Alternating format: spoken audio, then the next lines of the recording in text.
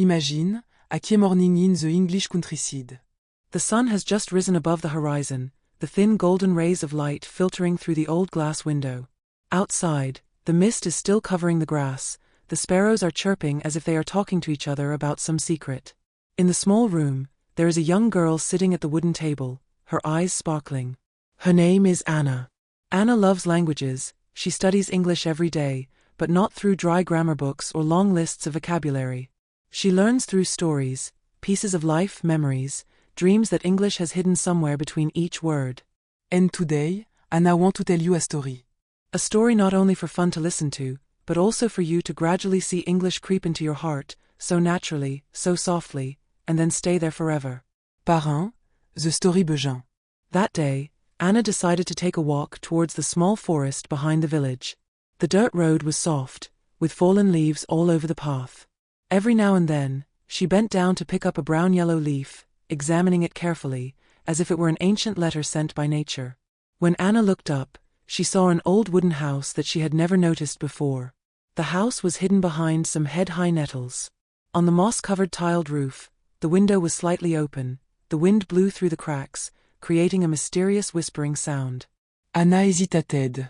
But then, curiosity won out. She cautiously pushed open the wooden door. It made a long creaking sound, echoing through the space. Inside, it was covered with dust. But right in the middle of the room, there was a round table. On the table was a thick book, the leather cover was worn, the edges were slightly loose.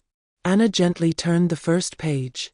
On it, there was a line of English writing, the handwriting was crooked but full of care. Every story id a leçon, waiting to whisper in your ear. Every story id a leçon, waiting to whisper in your ear. Anna smiled slightly. She felt a chill run down her spine, not because of fear, but because of an indescribable excitement. She began to read. Part 1a, The Old Watchmaker. The first page was about an old man. His name was Walter, a watch repairman in a small town in the north of England. His shop was tiny, with a corrugated iron roof, and the walls were covered with clocks, pendulum clocks, wall clocks, pocket watches. Each one ticked to its own rhythm, like little hearts whispering stories that no one could hear clearly. Walter was a man of few words. He would sit at his desk, his wrinkled but steady hands holding a tiny screwdriver, adjusting each tiny gear. When a silent clock was healed by him, it would chime, signaling its return to life. And Walter would smile slightly, his eyes seeming to brighten, if only for a moment. Anna read the passage. Walter didn't just fix clocks. He listened to their silence, understood their pauses, and gently brought them back to life. Walter didn't just fix clocks. He listened to their silence, understood their pauses, and gently brought them back to life. She paused, repeating the sentence softly in a whisper. Each word, each syllable, seemed to melt into the cold air. Anna felt her heart soften. Perhaps English is not just something to be memorized. It is a melody, to be felt more with the heart than with the brain. Par 1b, A subtle leçon. Anna continued reading. The story told that one day, a boy brought Walter a pocket watch that had been dead for a long time. The boy was afraid that it was completely broken, because it was the last keepsake his father left him. Walter said nothing. He just put on a magnifying glass, bowed his head for a long time. Then he removed each small screw, cleaned each gear, and even used his warm breath to blow away the tiny dust. After nearly 3 hours, the watch made its first tick-tick sound after many years of silence. The boy burst into tears. Walter just placed his hand lightly on his shoulder, and said softly, Time is never lost. Sometimes, it simply waits for someone to find it again. Anna read to that point, suddenly feeling as if there was an invisible string connecting her chest to the page. She sighed, her heart filled with emotions. The English of that sentence echoed in her, no need for translation. It was just there, quiet and profound. Par 1c, Alone in the House. Anna looked around the wooden room, so quiet that she could hear her heart beating. Outside, the wind still blew through the crack. A torn curtain fluttered slightly, creating dancing shadows on the floor. She continued reading, the story gradually revealing little secrets. Every page had a prominent English sentence, in bold, as if wanting to be read aloud. Anna began to mumble along. Memories are fragile, like old glass. Handle them with care. Some people fix clocks. Other fix broken hearts. Silence speaks, if you know how to listen. Each sentence seemed to linger for a long time, forcing Anna to close her eyes, letting each syllable sink in. That was how she learned to listen to English. No rush, no pressure. Just listen, let it flow through the blood, and slowly take root. End of part 1, A Very Long Night. The sky began to darken, the light. The world outside the window turned a purple ash color. Anna still sat there, her eyes following the words. She was no longer simply reading to learn, she was reading to live another life. A life where English was her breath, the underground stream flowing under her feet, nourishing the forest of memories. She closed the book, but did not quite close it. Because she knew that the next morning, she would return.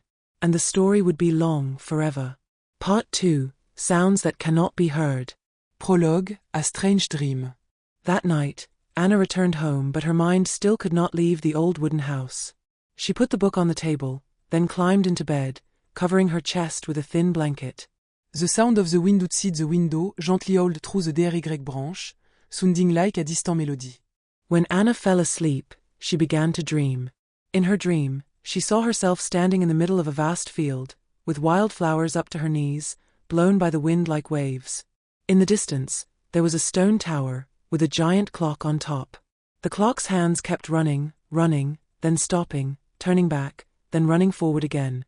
Anna walked step by step on the grass, her feet touching the pale purple flowers. Every time she stepped on a flower, it shattered into thousands of tiny English letters, flew into the air, and then disappeared. She looked up at the clock. On the face of the clock were engraved the words, "Listen not only with your ears, but with your heart." Anna wanted to read the sentence out loud, but her voice was choked. And then, the clock chimed. The sound was unlike any bell she had ever heard. It was clear, melodious, but carried a deep sadness, as if crying for something lost. Part 2a, Conversation with Monsieur Walter. Anna woke up in the middle of the night. Sweat soaked her neck. She leaned her head against the bed, trying to catch her breath. Outside, the moon was high, covering the grass with a cold silver color. The next morning, Anna returned to the cabin. Strangely, she found Walter sitting at the table, although he was clearly just a character in the story. The old man was still wearing his round magnifying glass, busying himself with tiny screws. When Anna entered, he looked up, his eyes gentle but deep. Anna whispered, "Are you real?" Walter just smiled, signaling her to sit down on the chair opposite. Then he said, his voice hoarse but warm, "Real is a tricky word. Stories are sometimes more real than life." Anna did not understand everything, but she felt reassured. Mr. Walter continued, "Why do you think you're here?" Anna thought for a long time. She looked at the clocks hanging on the wall, all of them running but not in sync, each one beating a beat. "Maybe, to learn English?" Walter laughed, an old but pleasant laugh. "Oh dear. You're here to learn more than words. You're here to remember how to listen." Part 2b, Memory come flooding back. Walter handed Anna a tiny pendulum clock. He said, "Hold it close. Close your eyes, and tell me what you hear." Anna did as she was told. The ticking sound was very light, very regular. But gradually, it became more than just a mechanical sound. Anna began to hear her mother's laughter from when she was little, heard her father teaching her to ride a bike, heard the voices of her old friends calling her name in the schoolyard. The sounds were not English, but they brought her back to the feeling of childhood, pure, curious, unafraid of making mistakes. Walter whispered, "That's where language lives. Not in grammar books, but in memories and feelings." Part 2c, Sentences with Pictures. When Anna opened her eyes, Walter had disappeared. All that remained was the table with the open book. This time, each page was no longer just words. On it were water paintings, depicting countryside scenes, thatched roofs, riverbanks, children playing. Each painting was accompanied by an English sentence. Anna read it aloud, letting the sound echo in the old room. "Home is not a place. It's a feeling." Another page.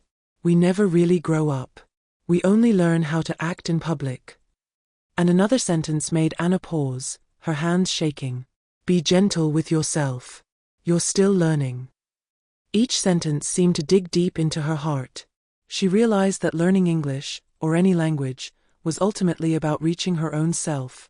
Seeing herself weak, seeing herself still lost, seeing herself still not over her fear. The end of Part 2, A Promise. Before leaving the house, Anna turned back to look one last time. The light coming through the window shone on the open book, making it glow as if emitting a soft golden light. She whispered in English, not sure if her pronunciation was correct. It didn't matter anymore. I promise. I'll keep listening, even to the things that hurt. Then Anna gently closed the door. Outside, the sun was high, the light pouring through the trees, illuminating every drop of dew. She walked away, her heart filled with stories, memories, the English still whispering somewhere inside. Part 3, Listening to the Unsaid. Prologue, Returning to the City. A week after her last day out of the cabin, Anna returned to the city. The subway was crowded, people were jostling each other, everyone was bent over their phones, their headphones plugged in. The loudspeaker announcement rang out dryly. Mind tea. He gap. Please stand clear of the doors.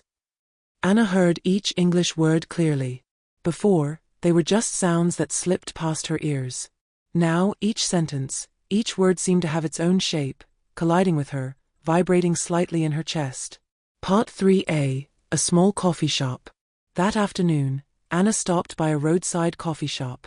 The shop was tiny, with a few sets of worn wooden tables and chairs, and the walls were hung with illustrations of London in the fog. She chose a table by the window and ordered a cappuccino. When the waiter brought it out, Anna was surprised to see the milk foam on the cup in the shape of a pendulum clock, the hand pointing to 3 o'clock. She smiled slightly, suddenly remembering Mr. Walter and the stories that taught her to listen not only with her ears. She whispered to herself, in English, maybe stories follow us everywhere. We just have to notice. Part 3b, Meeting a Stranger. Anna opened her laptop, intending to do some work.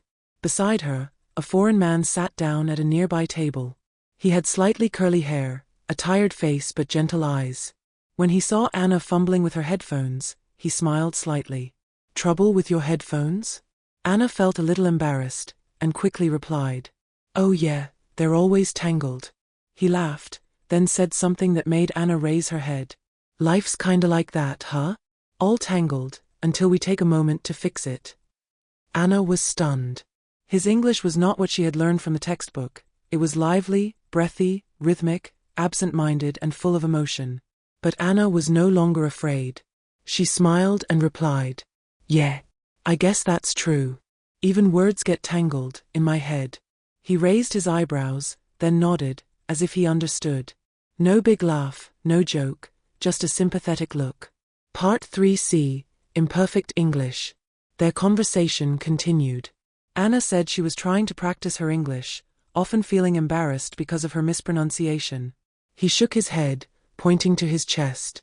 Your words don't have to be perfect. They just have to be yours. Anna almost wanted to cry. She remembered how many times she had scolded herself for using the wrong tense, stressing the wrong word, or forgetting a word. But at this moment, she realized. Her English, though distorted, still reached other people's hearts. And perhaps, that was the real meaning. Part 3d, Looking back at herself. At night, Anna walked home through the brightly lit streets. The glass buildings reflected a shimmering golden light, cars passed by, leaving long streaks of light. She heard people talking on the phone on the sidewalk. A couple argued softly in very fast American English. A group of students giggled, using all kinds of slang and idioms that she only vaguely understood. But Anna no longer felt afraid of being left behind. She listened. She saw English not as a barrier, but as a bridge, even if the bridge was broken in places, and still wobbly. She silently repeated the sentence she had read in the book in Wooden House. Be gentle with yourself. You're still learning. Anna told herself that she would not force herself to speak perfectly, that she would allow herself to occasionally hesitate, forget words, and smile. Because that is also learning. It is living. Part 3e, One Last Lesson. A few days later, Anna received an email from an old friend in Canada. They had attended an online English learning workshop together. She wrote, Hey Anna. I still remember how shy you were to speak up during class. Now look at you, traveling, meeting people. I'm proud of you. Anna read that line over and over again, both happy and choked up. She was no longer the girl who was afraid of mispronouncing words, just quietly taking notes. Now she could reply, "Thank you. I'm still shy, still learning. But I'm trying. And maybe that's enough." She clicked send. A very small action, but to Anna, it was like breaking an invisible wall that had surrounded her for many years. A gentle goodbye. That night, Anna returned to her room and sat in front of the mirror. She read a few sentences in English aloud, no longer afraid of hearing her own voice. She even laughed because she found her voice strange, a bit clumsy, but also lovely in a very real way. Outside the window, the wind gently shook the leaves, creating a rustling sound. Anna closed her eyes and whispered her last words in English, as if to her past self. Keep listening. To English. To people.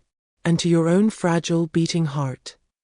Anna's story ended there, not exactly the end, but just stopping at a turning point. Because the journey of learning a language, learning to listen and understand, will never really have an end.